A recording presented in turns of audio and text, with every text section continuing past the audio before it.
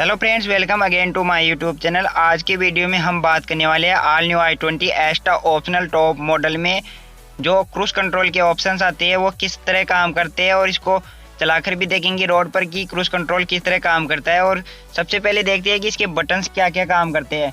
तो cruise control के all new i20 में 3 बटन देखने को मिलते हैं, 1, 2 और 3।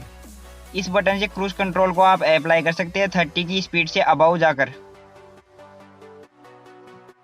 और दोस्तों, इस बटन को ऊपर करोगे तो स्पीड अप हो जाएगी, यानी कि स्पीड ज़्यादा हो जाएगी, और इस बटन को नीचे की तरफ करोगे तो स्पीड कम हो जाएगी। और ये है रिज्यूम का बटन। जैसे कि हम कोई मूवी देखते हैं और उसके रनिंग ऐप को हटा देते हैं और दोबारा से हम उस ऐप को ओपन करते हैं, तो उसमें रिज्यूम पर बटन पर क्लिक करके हम दोबारा से उस मूवी को उसी टाइम से देख सकते हैं जिस टाइम पर हमने पिछली बार छोड़ा था। उसी तरह से ये रिज्यूम का बटन काम करता है।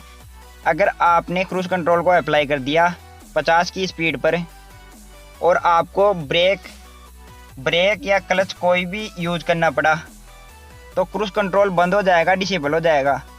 तो आप वापस से 30 की स्पीड से ऊपर जाकर उस रिज्यूम के बटन को दबा दोगे तो ये वापस से 50 की स्पीड को पकड़ लेगा और वापस से 50 की स्पीड को मेंटेन कर लेगा अपने आप। और दोस्तों, इसकी एक खास बात यह है कि अगर आपके सामने कोई ट्रक आ रहा है, आपने क्रूज कंट्रोल को 50 पर सेट किया हुआ है और आपके सामने कोई ट्रक आ गया और आपको उसको ओवरटेक करना है, तो आप एक्सीलेटर दे सकते हैं, उससे क्रूज कंट्रोल डिसेबल नहीं होगा। अगर आप क्लच दबाएंगे या ब्रेक दबाएंगे तो क्रूज कंट्रोल डिसेबल हो जाएगा। लेकिन अगर आपने 50 की स्पीड पर सेट किया हुआ है और अगर आप एक्सीलेटर देकर किसी आगे वाले ट्रक को ओवरटेक करना चाहते हैं, तो आप एक्सीलेटर देकर इसको 70 की स्पीड, 80 की स्पीड, कितनी भी स्पीड तक ले जा सकते हैं। क्रूज कंट्रोल लगा रहेगा, वो डिसेबल नहीं होगा। आप उसको ज़्यादा स्पीड पर ले जा सकते हैं और जैसे आप ओवरटेक करके एक्सीलेटर को छोड़ दोगे तो ये वापस से 50 की स्पीड को मेंटेन कर लेगा क्रूज कंट्रोल। एक्सीलेटर छोड़ते ही आपकी क्रूज कंट्रोल वाली स्पीड वापस से मेंटेन हो जाती है।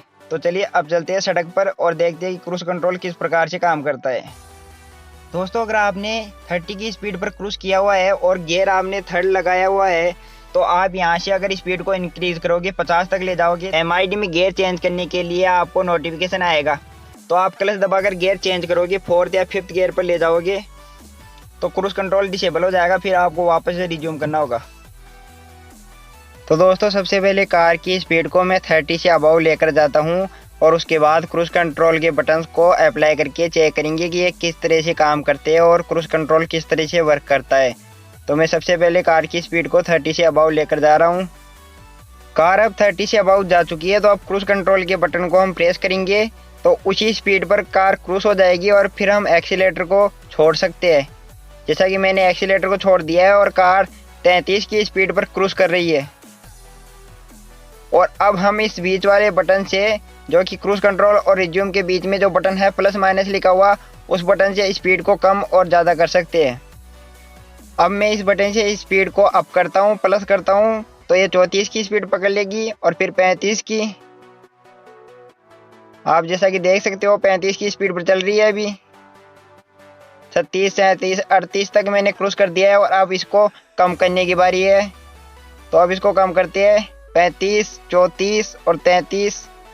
तो मैंने 34 पर कम कर दिया है, 33 पर वापस से इसको कम कर दिया है। और जैसे ही मैंने ब्रेक या क्लच को प्रेस किया तो इसका क्रूज कंट्रोल डिसेबल हो गया और स्पीड कम हो गई।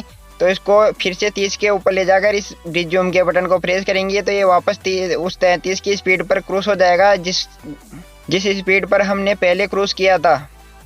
मैंने फिर से इसके क्रूज कंट्रोल को रिज्यूम कर दिया और आप देख सकते हैं कि मैंने एक्सीलेटर, क्लच और ब्रेक से भी पैर हटा रखे हैं और स्पीड 33 की चल रही है। तो कुछ इसी प्रकार से इन 3 बटनों से कंट्रोल होता है क्रूज कंट्रोल।